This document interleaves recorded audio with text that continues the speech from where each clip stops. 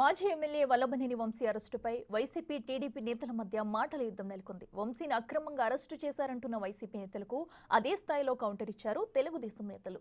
చట్టానికి ఎవరూ అతిథులు కాదని చెబుతున్నారు. వంశీ అరెస్టుపై ఇరు పార్టీల నేతలు ఏమన్నారో ఓసారి చూద్దాం. ఓ రోజు వైజాగ్లో జరిగితే, ఓ రోజు శ్రీకాకుళం జరిగితే, ఓ రోజు అనంతపురం జరిగితే, ఓ రోజు గుంటూరులో జరిగితే ఎంతసేపు వాడిని అరెస్ట్ చేస్తాం, వీళ్ళని అరెస్ట్ చేస్తాం, వాడిని ఎదిరితే అది ఇది ఇవన్నీ రొటీన్ జాబ్. అవి దానికి అంత పబ్లిసిటీలు, దానికి అంత ఈ ప్రాధాన్యతలు, దాని మీద అంత ప్రత్యేకమైన ఫోకస్తో అవసరంలే. కక్షపూరితమైన వ్యవహారాలను ప్రజలు కోరుకోరు.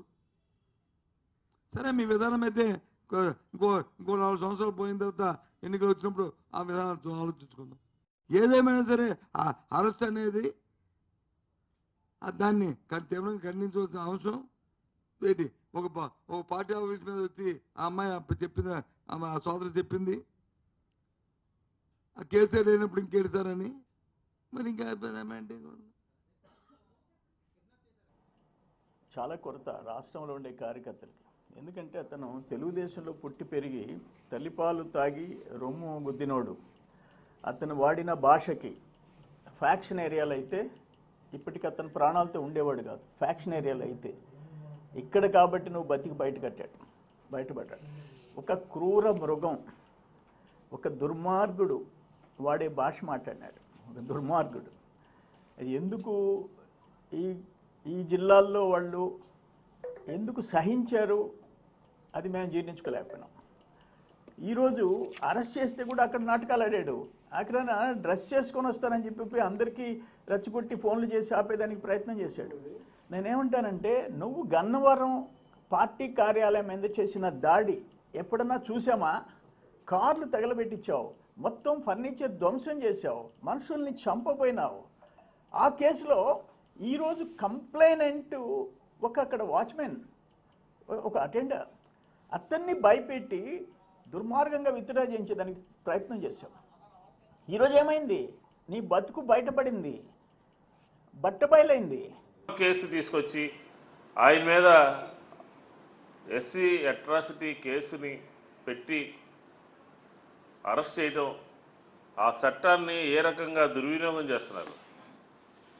రాజకీయ వ్యవస్థ అంటే భయం లేదు, చట్టాన్ని చేతిలో తీసుకుంటున్నారు. ఆఖరికి న్యాయమూర్తుల్ని, న్యాయ వ్యవస్థని కూడా తప్పుదారి పట్టించే విధంగా ఆంధ్రప్రదేశ్లో వ్యవహరిస్తున్నారు అని చెప్పని కూడా ఈ సందర్భంగా చెప్పచ్చు. దీంతో సరిపోదు. ఏ రోజైనా సరే అక్రమంగా, అన్యాయంగా, ఏకపక్షంగా తప్పుడు కేసులు నమోదు చేస్తే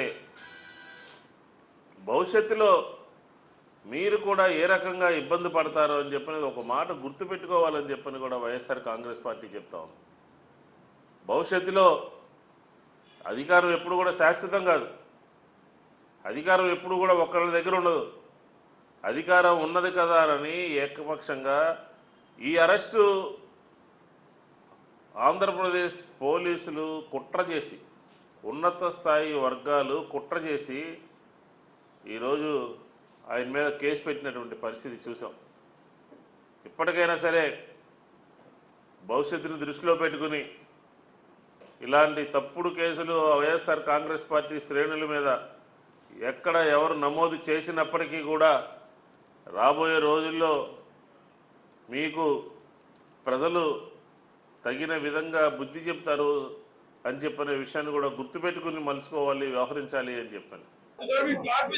అరెస్ట్ ఎప్పుడే చేయాలి? ఇప్పటి వరకు చాలా లేట్ అయింది.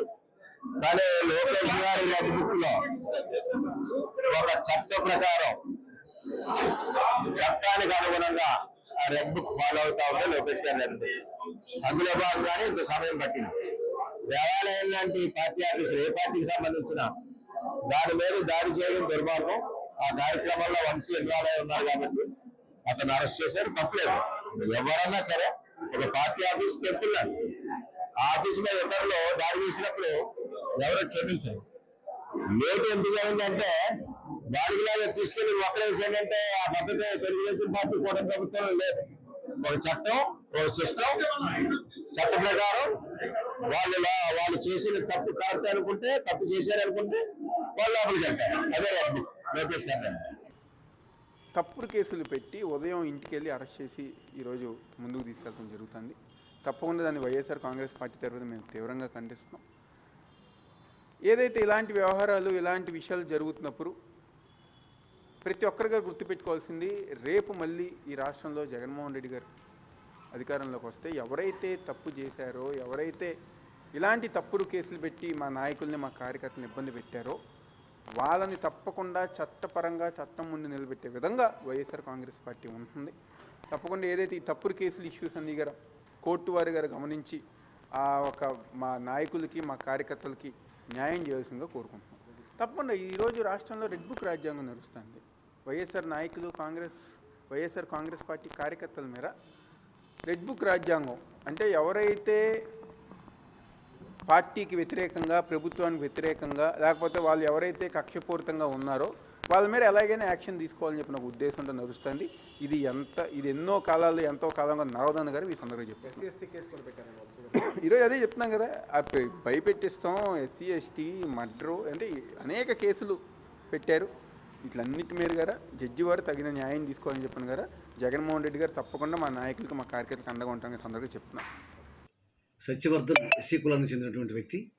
అతన్ని బెదిరించి కిడ్నాప్ చేసి అతను పైన దారుణంగా దాడి చేసినందుకు గాను సత్యవర్ధన్ కుటుంబ సభ్యులు ఇచ్చిన కంప్లైంట్ మేరకు అతని పైన కేసు కట్టి అతను రాత్రి అరెస్ట్ చేయడం జరిగింది. చట్టాన్ని నుంచి ఎవరు తప్పించుకోలేరు. ఇవాళ రోజున వల్లభనేని వంశీ చేసిన మోసాలు, దుర్మార్గాలు చాలా ఉన్నాయి. నియోజకవర్గంలో మట్టి దోపిడీ చేశాడు, చాలామంది మీద తప్పుడు కేసులు బనాయించాడు. గన్నవరం ఆఫీస్ పైన తను దాడి చేసి గన్నవరంలో ఉన్నటువంటి తెలుగుదేశం పార్టీ నాయకులపైనే కేసు పెట్టి చెదురు రాజమండ్రి సెంట్రల్ జైలుకి పంపించి చాలా కాలం జైల్లో ఉంచాడు. ఆ సందర్భంలో స్త్రీలు కూడా జైలుకి వెళ్లాల్సి వచ్చింది. తెలుగుదేశం మహిళలని జైల్లో పెట్టించిన దయాదాక్షిణ్యం లేనటువంటి వ్యక్తి వల్లభనేని వంశీ. అతను అధికార దుర్వినియోగం చేసి అధికారాన్ని అడ్డం పెట్టుకుని గన్నవరం నియోజకవర్గంలో అన్ని రకాలుగా దోపిడీ దోసుకుని కొన్ని వందల కోట్ల రూపాయలు సంపాదించుకున్నాడు. అన్నిటిపైన కూడా చర్యలు తీసుకోవడం జరుగుతుంది.